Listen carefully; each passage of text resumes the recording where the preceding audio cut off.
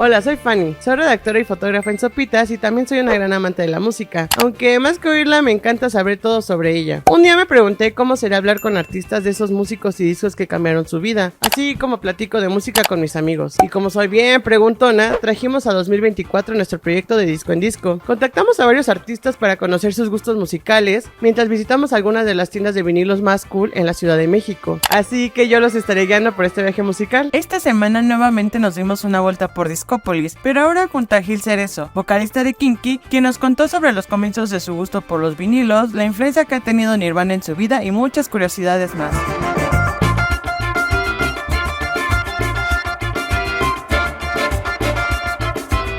Vi en una entrevista que hiciste como una página de arquitectura y mencionaste que los viniles son una parte fundamental como en tu casa. Entonces quería saber cómo empezó tu gusto por los viniles, y te lo inculcó alguien o cómo descubriste. Pues para mí fue un ciclo completo, ¿no? Porque en mi niñez todavía me tocaron a mí los viniles antes de los cassettes. Entonces mi primer disco,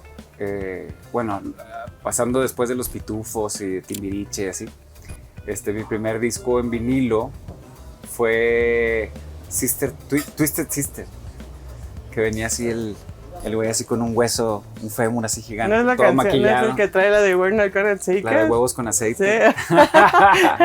Sí. Y pues yo estaba bien chiquito, habré tenido 5 o 6 años, pero tenía primos mayores que escuchaban esa música, y de ahí tuve el de Michael Jackson, el de Thriller también, o sea, lo tengo desde que era niño. Y bueno, ese hilo se perdió, ¿no? Porque empiezan los cassettes, luego los CDs, luego el MP3 y luego vuelve. Como que la pasión por los vinilos, yo creo que me volvió en el 2000, más o menos 2002. Fue que empecé a también hacer un poco de DJismo, y ahí empecé a comprar más. Y ahorita sí, mi casa tiene como un espacio muy abierto en lo que es la sala, el comedor y la pieza central de todo son las tornamesas con la colección de discos que sigue creciendo. ¿Y recuerdas cuál fue el primer disco que compraste tú así con tu primer pago o dinero que ahorraste? Pues eran CDs. Ya eran CDs. Pero pues me tocó a mí la época así te digo, todo mi dinero me lo gastaba en cassettes, incluso cuando era niño, ¿no? Y me acuerdo de uno de Def Leppard que se llamaba Histeria, que todavía eran cassettes, pero esos me los compraban pues con dinero de mis papás. Y ya cuando fui más grande, pues los de Nirvana y Pearl Jam y ese rubro de la música lo tengo muy documentado en CDs, que todavía también conservo. Oye, y justo hablabas de 2002, que es, creo que 2 años después es cuando empecé a Kinky formalmente. Sí, empezamos justo en el 2000 nosotros. Okay. Entonces, te digo, tuve como accidentalmente el encuentro con los viniles, porque dentro de la banda pues había ni era una tornamesa, era un tocadiscos. Y cuando empezamos a experimentar a hacer cosas, un amigo que tenía, que descansa en paz, me regaló justo un vinilo de gimnasia, ¿no? Y eran ejercicios que hacía pues las amas de casa en el hogar. Sí. Entonces era un maestro chileno que daba las instrucciones. A continuación, estimados amigos, vamos a hacer ejercicio, no sé qué. Entonces, como era lo que se llama spoken word, se podía poner sobre cualquier beat sin chocar con la música. Entonces, de ese vinilo, que fue como literalmente la pauta para mí empezar a comprar vinilos, empecé a scratchar con ese disco. Hicimos una canción que se llama Ejercicio 16, que todavía pues es de las que tocamos, y fue la segunda canción que hicimos, que era interpretada por un vinilo, ¿no? Entonces, ese vinilo también tenía mucha historia, porque pues, se empezaba a romper, y luego iba a Saltillo y llegaba un fan y me regalaba otro. Y luego iba a la Ciudad de México y venía alguien, y existían en las casas por las mamás, ¿no? Que hacían sus ejercicios en los 80. ¿Listos? Y empezamos. Y justo en esa época pues ya estaba la avanzada regia, que Kinky es de las bandas que fueron parte del movimiento. Y recuerdo que trabajaste también con Pato Machete, y sí. Recuerdo que con él alguna vez platiqué justo de la influencia del hip hop y esta ola de músicos en Estados Unidos. Entonces no sé si en el caso de Kinky o en ti en particular, ¿hubo algún artista como que te influenciara mucho en esa época, vaya? Mucho, o sea, creo que parte de lo que fue la avanzada regia fue que hubo la incursión del hip hop, ¿no? Porque todo era muy rockero en México. Y nosotros estábamos muy al norte del país y teníamos mucha cercanía con Texas. Entonces, de chicos, nosotros todavía la información era mano a mano, o sea, no existía pues, la rapidez del internet. Entonces, pues la información se permeó más lenta, ¿no? Y creo que sí, pues los Beastie Boys, Cypress Hill, todo ese movimiento de hip hop llegó primero de cierta manera a Monterrey. Y eso fue lo que cambió la esencia de lo que era el sonido de rock, entre comillas. Entonces se inyectó esa parte hip hopera y fue lo que generó todas estas bandas.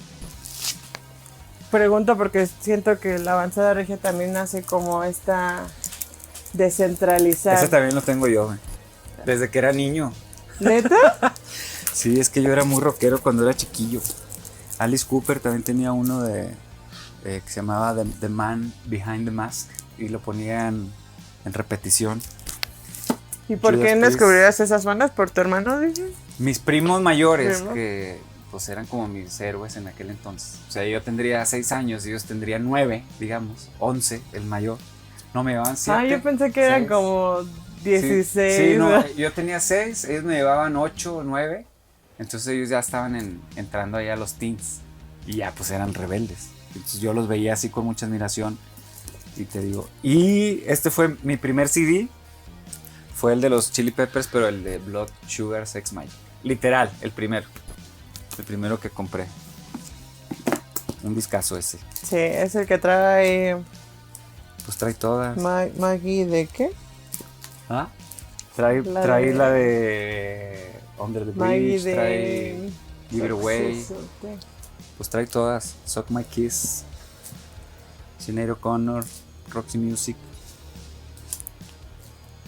Sade también era de las favoritas cuando empezamos a hacer kinky. ¿Por qué? Pues por como que en ese entonces había a finales de los 90s, como un movimiento ahí de lounge y de como trip hop, como cosas suaves con beat que nos llamaron mucho la atención. Y creo que Sade, pues, a pesar de ser un poquito más la instrumentación clásica, entraba en ese rubro y wow, pues, verla así descalcita, cantando con esa voz, ¿no? Espectacular. Nos poníamos a ver su show en vivo. Oye, y cuando visitaste la primera vez la Ciudad de México, ¿cómo era? Sí fue como para ti ese shock, digamos, lo cultural, porque siento que yo hablo desde mi ignorancia, pues que en el norte, en ese tiempo, o sea, el norte siempre ha sido la vida diferente a como lo es aquí, y supongo que la manera de consumir música también era diferente. No lo sé. O sea, te digo, pues todavía en la época pre-internet era muy similar, ¿no? La tienda de discos, ir a hacer la búsqueda más en formato CD todavía. Y bueno, luego empezó el auge de la piratería, que también fue otro mercado muy grande y explosivo que me llamó mucho la atención. Pero en general, pues era así el intercambio de CDs. O sea, la primera vez que vine aquí a la Ciudad de México, justo yo tenía como 15 o 16 años y vinimos con la banda que se llamaba Pasto. O sea, Ujú. eran varios grupos antes de Kinky. Justo ahí estaba Pato de Control Machete. Ujú. Y nos trajo a alguien que tenía una marca que se llamaba Vatos Locos. Hicimos una mini gira por México junto con Molotov, antes de que tuvieran su primer disco. Y fuimos a uno que se llamaba Medusa, a Rocotitlán, que todavía nos tocó Rocotitlán, y a otro no me acuerdo cómo se llamaba. Y justo pues fue encontrarnos con esa cultura mucho más desarrollada del rock, de lo que estaba en la miniatura, ¿no? Del barrio antiguo de Monterrey. Y eso sí fue muy gratificante, ¿no? Ver como la grandeza que tenía el mercado de nuestra música por acá. ¿Y hubo alguna banda que descubrieras en ese viaje o que ahorita ya sea como... Pues más que Caifanes? nada me encontré con mis héroes, como que en aquel entonces me acuerdo de una tocada de esas fue Meme, en otra pues terminamos en el departamento de de Rocco de la Maldita Vecindad, que nos enseñaba también los discos que habían hecho experimentales, que no se sacaron. Entonces fue como una pseudoaventura, ¿no? Donde como que me fueron conectando con personajes que admiraba mucho desde muy chico, y como que también fue ese cerrar el ciclo, ¿no? Donde estabas ahí platicando ya de mano a mano con gente que admiraba mucho. Aparte de Pasto, también estuviste en otra banda, se llama Sofá, si no mal Sí, recuerdo. sí. ¿Cuáles eran las influencias musicales que tenías en ese entonces? Pues justo lo que te contaba del trip hop, como que era bajarle un poquito al rock, que veníamos como del rapcore, que no sé, como que hubo una explosión en Monterrey con Rage Against the Machine y con Faith No More, con varias bandas de ese tipo, que luego se hizo muy mainstream ya con Linkin Park y Korn y todo ese movimiento, que también estaba padre, pero que envejeció muy rápido, ¿no? Muy, pues no de buena manera, digamos. Sí, fue en aquel entonces, ¿no? Y a mí me empezó a llamar mucho la electrónica, gracias a Tricky, a Massive Attack, a Portishead, como a ese movimiento ahí de Bristol.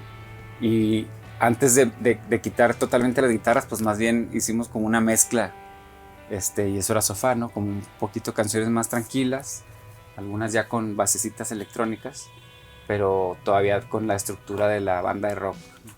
También sé que Kinky es una banda que ha incursionado mucho en... no son soundtracks, ¿qué son? Han sonado en series, películas. ¿Hay algún como score que te guste o que te hubiese gustado hacer de alguna película, serie? Pues me ha tocado trabajar ya en un par, pero así de que me guste mucho, pues el de Encuentros Cercanos del tercer tipo, ¿es? ¿Del tercero? Sí, ¿verdad? De Encuentros Cercanos, que tenían así muchos sintes y con una profundidad muy padre. Me gustan mucho las compilaciones que hace Tarantino, como que siempre son geniales en el encuentro de las escenas y ese estilo ahí medio rockabilly, surfer, se me hace muy padre lo que se ha logrado con las películas de él. Gran selector. O su supervisor musical, ¿no? También sé que Kinky es una banda que, justo lo mencionas, tiene influencia como música electrónica, pero también mencionaste en alguna entrevista que el gusto de los 5 siempre ha sido el regional mexicano. Así lo es. ¿Cómo fue para ustedes como que todos esos géneros congeniaran y naciera su propio estilo musical?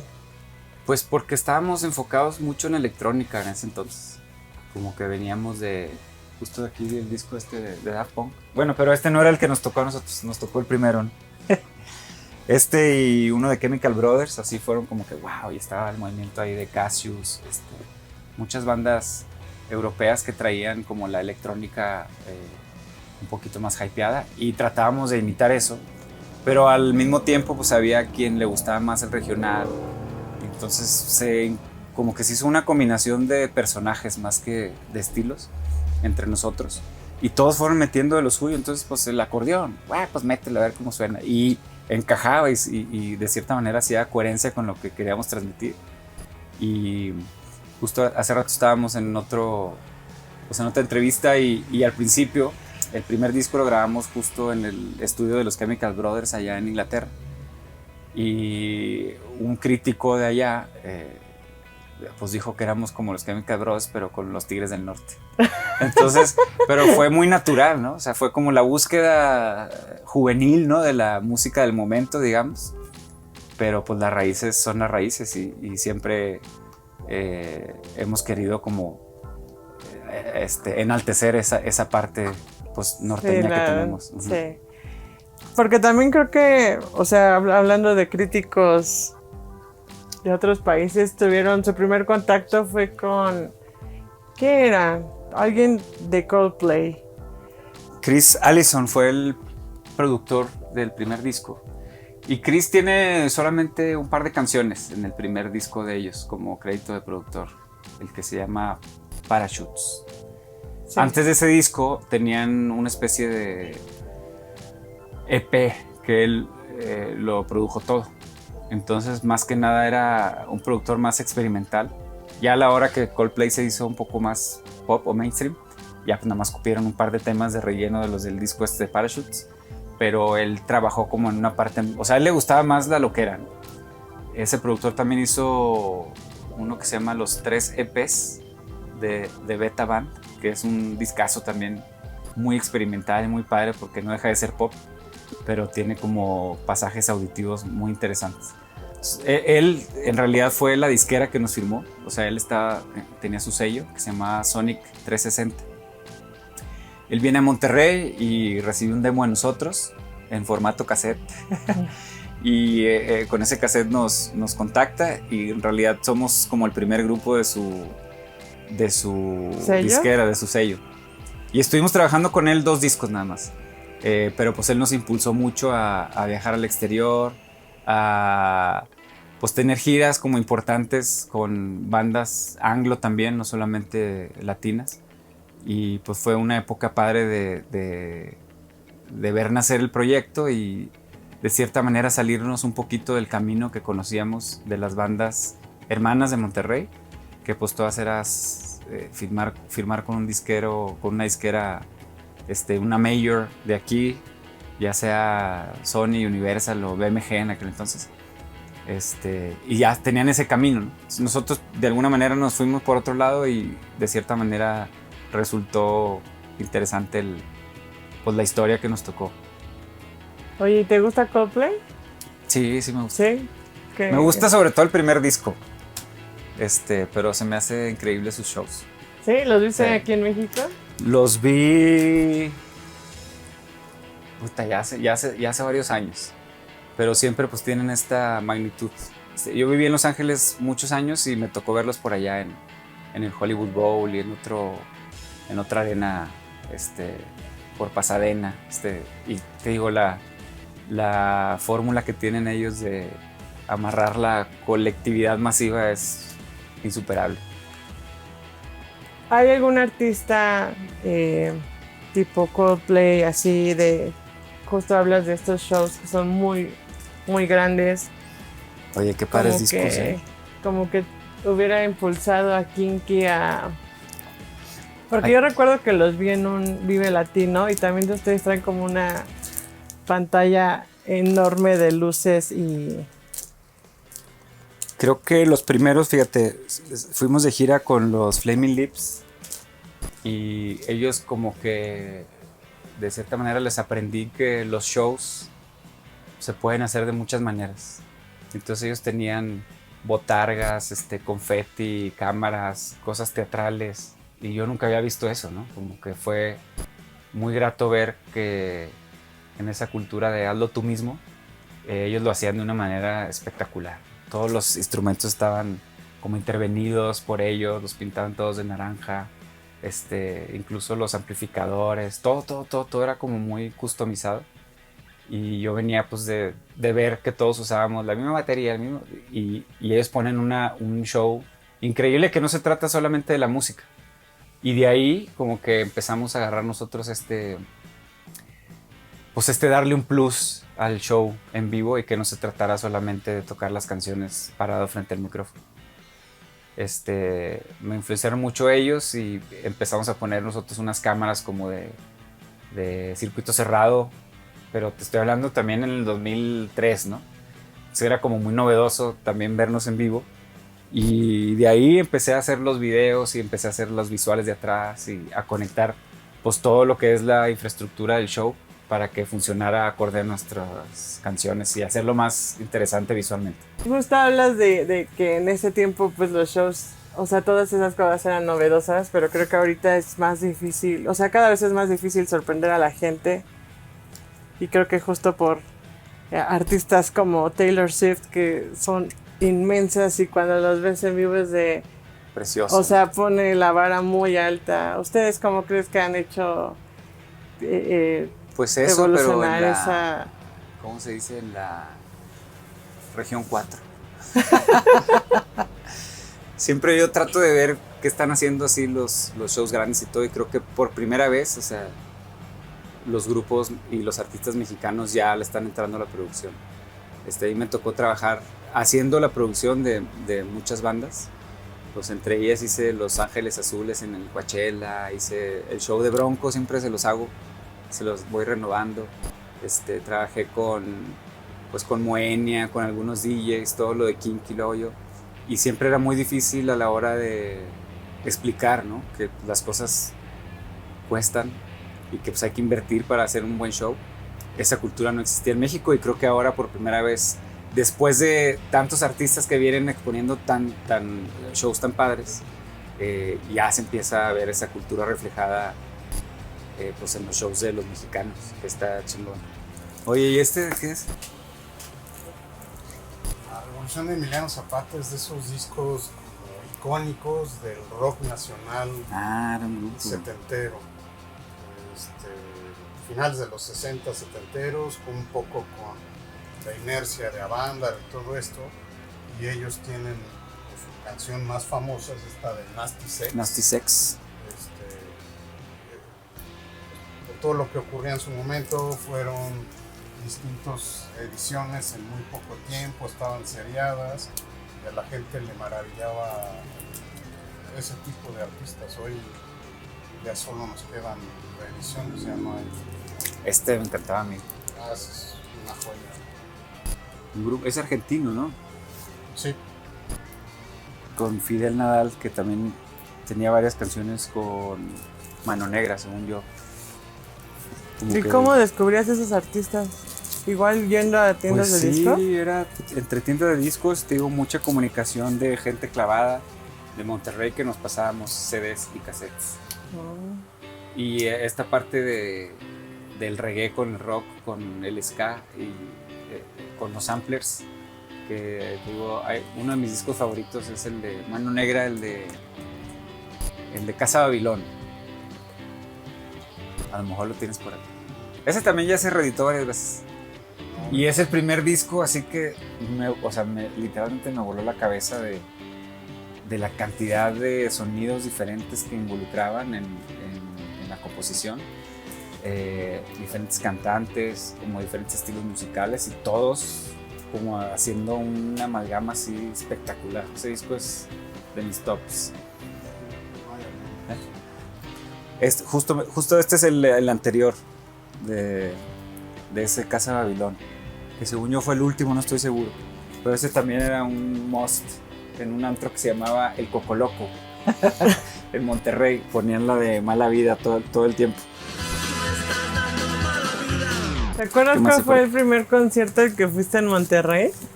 Al de Bon Jovi. Me llevó mi papá, yo tenía apenas como 10 años o 9. ¿Pero tú le pediste o pues era mi máximo, sí. Y te digo, desde muy chico estuve obsesionado con la música. Y pues era el artista más grande en ese entonces. Y me llevó mi papá y un tío, a mí y a mi hermano. Era muy, todavía en la época ochentera acá, del pelo chino, todo apretado de cueros, y estaba chingón el show. ¿De morro sí eras de seguir tendencias? Pues de morro y de grande todavía. ¿Cuál ha sido tu favorita? ¿De tendencia? Pues creo que lo que más me marcó fue el grunge. Como que me hice más apasionado, sobre todo de esto, que iba al extranjero y me pasaba viendo tiendas de discos a encontrar ediciones raras de Japón, los singles como de Pearl Jam y de Nirvana, de Soundgarden, como de toda esa movida. Me marcó mucho. También en la manera de vestir y así. Fíjate, me tocó Pearl Jam ya, pero ya después 10 años y 10 kilos después. O sea, no me tocó verlos en los 90, sino ya en los 2000. Y luego me tocó Soundgarden. Fíjate, una cosa así súper extraña, que era una reunión de ellos dentro de los estudios Paramount. Tenían una reproducción como del CBGB's, del antro legendario de Nueva York. Y ahí era pues para 100 personas el concierto, y me tocó verlos también ya como en el 2010, ponte. pero me tocó ver a... O sea, Nirvana de no. veces. A Nirvana, pues no. Es que yo era muy chico, o sea, no tenía la posibilidad de viajar ni nada todavía. Y pues en aquel entonces solamente llegaron a Tijuana. Los de Nirvana se cruzaron una vez de San Diego. También tenían un antro ahí, creo que se llamaba El Zebra, que era legendario porque había ido Nirvana. Sí. ¿Hubo alguna banda que te diera pena en algún punto de tu vida decir, me gustan por lo que... Four Non Blondes, me gustaba esa de... Es muy buena rola. ¿Quién más? Pues de chico, en esa época rockera, me gustaba también mucho Mecano. Que hacía una... Eso es muy porque era rockero de tu rapcore, pero me encantaban sus canciones. Era difícil que mis colegas de las bandas de aquel entonces como que no agarraban bien esa onda.